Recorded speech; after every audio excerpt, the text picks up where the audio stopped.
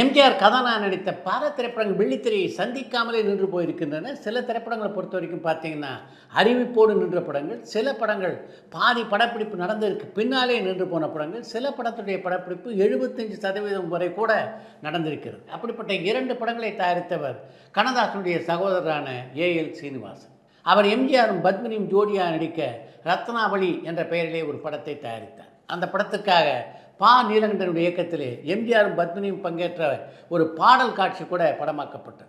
அப்படி இருக்கும்போது திடீரென்று அந்த படத்தினுடைய படப்பிடிப்பு ஒரு நாள் நின்று போனது. அந்த படத்தினுடைய படப்பிடிப்பு ஏன் நின்று போனது, யார் அதுக்கு காரணம் என்பது இன்று வரையிலே யாருக்கும் தெரியாது. அந்த படத்தை தொடர்ந்து எம்ஜிஆரை வைத்து அடுத்து ஒரு திரைப்படத்தை எடுப்பதற்கான முயற்சியில் இறங்கினார் ஏஎல் சீனிவாசன்.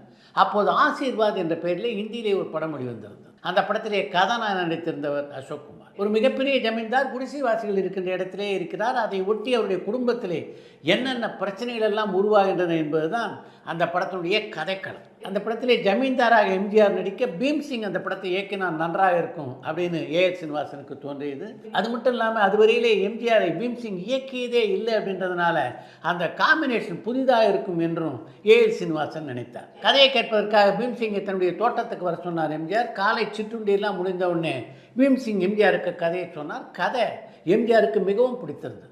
அதனால் அந்த படத்தில் நடிக்க ஒப்புக்கொண்டார். அதைத் தொடர்ந்து ஏஎல் சீனிவாசனுடைய அலுவலகத்திலே அந்த படத்துக்கு எம்ஜிஆர் எத்தனை நாட்கள் காட்சி தர வேண்டும், யாரையெல்லாம் அந்த படத்துக்காக ஒப்பந்தம் செய்யலாம் என்பதை பற்றியெல்லாம் விவாதங்கள் நடந்தன. படப்பிடிப்பு துவங்குவதற்கு 10 நாட்கள் இருந்தபோது அந்த படம் நிறுத்தப்பட்டதாக திடீரென்று அறிவித்தார் அந்த படத்தினுடைய தயாரிப்பாளரான ஏஎல் சீனிவாசன்.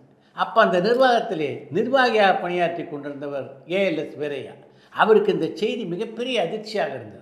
ஏன்னா அதுவரையிலே எம்ஜிஆரோடு இணைந்து ஏஎல்எஸ் வீரையா ஒரு திரைப்படத்திலும் பணியாற்றியதில்லை. அந்த படத்தினுடைய படப்பிடிப்பு நின்று போனதுக்கு பின்னால் பல நாட்கள் கழித்து ஒரு நாள் ஏஎல் சீனிவாசன்கிட்ட அந்த படத்தினுடைய படப்பிடிப்பை ஏன் நிறுத்தினீங்க என்று கேட்டார் ஏஎல்எஸ் வீரையா.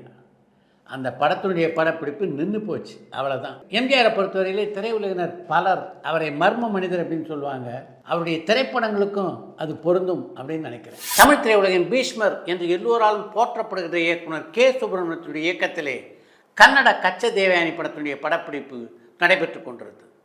கே சுப்பிரமணியத்தை பொறுத்த வரைக்கும் அவரை தன்னுடைய குருவாக நினைத்தவர் தான் புரட்சித் தலைவர் எம்ஜிஆர். அதனால் அந்த படத்தினுடைய படப்பிடிப்பு தளத்துக்கு அவர் போனார்.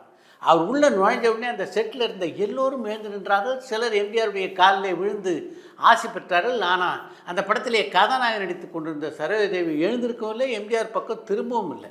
ஏன்னா அந்த செட்டுக்குள்ளே வந்திருப்பது எம்ஜிஆர் என்று சரோஜாதேவிக்கு தெரியவே தெரியாது.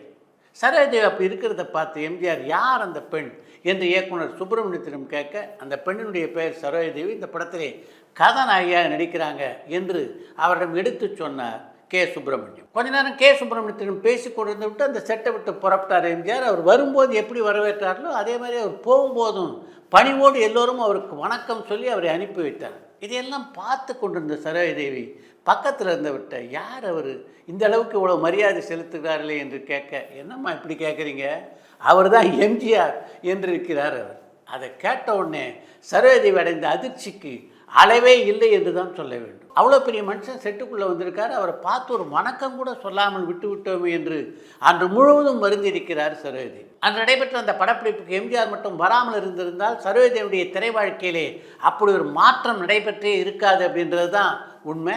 அன்று அந்த படப்பிடிப்பு தளத்திலே வந்து சரோஜாதேவி பார்த்த காரணத்தினால்தான் திருடாதே திரைப்படத்திலும் நாடோடி மன்னன் திரைப்படத்திலும் சரோஜாதேவி கதாநாயகன் நடிக்க தன்னுடைய ஒப்புதலை தந்தார் எம்ஜிஆர். கலைஞருடைய எழுத்திலே உருவான மாடை விட்டு ஏழை, பாடாத தேனீக்கள், குலக்கொழுந்து ஆகிய 3 திரைப்படங்கள் நடிக்கின்ற வாய்ப்பினை பெற்றவர் சிப்ரியா. அந்த படத்திலே பணியாற்றிய போது கலைஞரோடு தனக்கு ஏற்பட்ட வித்தியாசமான அனுபவத்தை ஒரு கட்டுரையிலே பதிவு செய்திருக்கிறார் சிப்ரியா.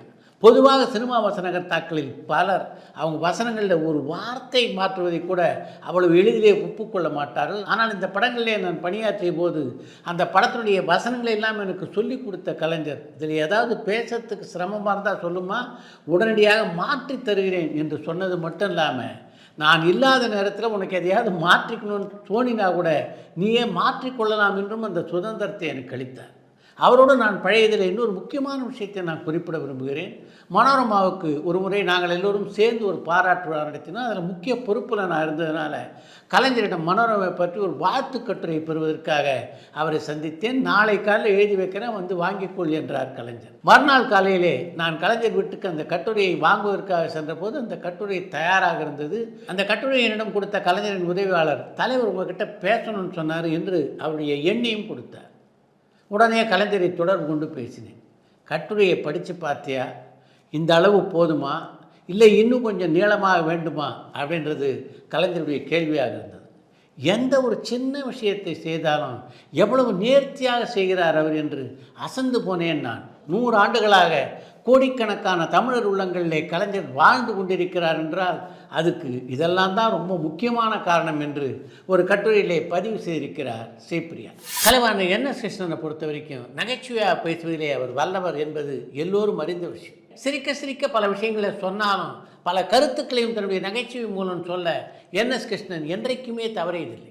அப்படிப்பட்ட கலைவாணர் எம்ஜிஆர் வீட்டில் நடைபெற்ற ஒரு விழாவிலே பேசினார். அந்த விழாவிலே பேச அவர் செல்லும்போது அவருடன் கதாசிரியரான மா லட்சுமணனும் சென்றிருந்தார். அந்த விழா மேடையிலே பேசிய கலைவாணர், ராமாயணத்தில் வர்ற ராமன் லட்சுமணனை நான் பார்த்ததில்லை, இங்கே சக்கரபாணி ராமச்சந்திரன் அப்படி பார்க்குறேன். அவங்க 2 பேரும் அந்த அளவுக்கு பிரியாமல் ஒன்றிணைந்து தங்களுடைய குடும்பத்தை நடத்திட்டு இருக்காங்க. அவங்கள பார்க்குறதுக்கே எனக்கு ஆச்சரியமாக இருக்குது. இந்த அண்ணன் தம்பிங்க இப்படியே காலம் காலத்துக்கு வாழ்ந்து புகழ் சேர்க்க வேண்டும், அது மட்டும் இல்லாமல் சகோதரர் எப்படி வாழ வேண்டும் என்பதற்கு உதாரணமாக இருக்க வேண்டும் என்று பேசி முடித்துவிட்டு கார் ஏறினார். காரில் ஏறின உடனே மகாலட்சுமணனை பார்த்து, ஏன் அப்படி பேசினேன்னு உனக்கு ஏதாவது தெரிஞ்சுதா என்று கலைவாணர் கேட்டபோது, அவங்க 2 பேரும் அண்ணன் தம்பி அந்த அளவு உசுருக்கு உசுராக வாழறாங்க, அதை நீங்கள் மேடையில் சொன்னீங்க என்றார் மகாலட்சுமணன். அதுதான் இல்லை, சமீப காலமாக எம்ஜி சக்கரபாணிக்கும் எம்ஜிஆருக்கும் இடையே சின்ன சின்ன புகைச்சல்கள் இருக்கின்றன. அவங்க 2 பேரும் சண்டை போட்டு பிரிந்து விடுவார்களோ அப்படின்ற சூழ்நிலை இருக்குது. அப்படி எதுவும் நடந்துடக்கூடாது அப்படின்றதுக்காக தான் இன்றைக்கி நான் அந்த மேடையில் அப்படி பேசினேன். நான் மேடையில் பேசினதை பார்த்த உடனே எல்லாரும் இப்படி நினைக்கிறாங்க போல் இருக்குது, நாம் அப்படியே இருக்கணும் அப்படின்ற எண்ணம் அவங்களுக்கு தோணும் இல்லையா? பொதுமக்கள் இவங்களை பார்த்துக்கிட்டு இருக்கிறது மட்டும் இல்லை, பின்பற்றவும் செய்கிறார்கள். அப்படிப்பட்டவர்களை வெட்டி விடாமல் ஒட்ட வேண்டியது நம்முடைய வேலை இல்லையா என்றாராம் கலைவாணர். எப்படிப்பட்ட சிந்தனையாளராக கலைவாணர் இருந்திருக்கிறார் பாருங்கள். கலைஞருடைய வசனத்தின் மீது மிகுந்த காதல் கொண்டவர் சிவகுமார்.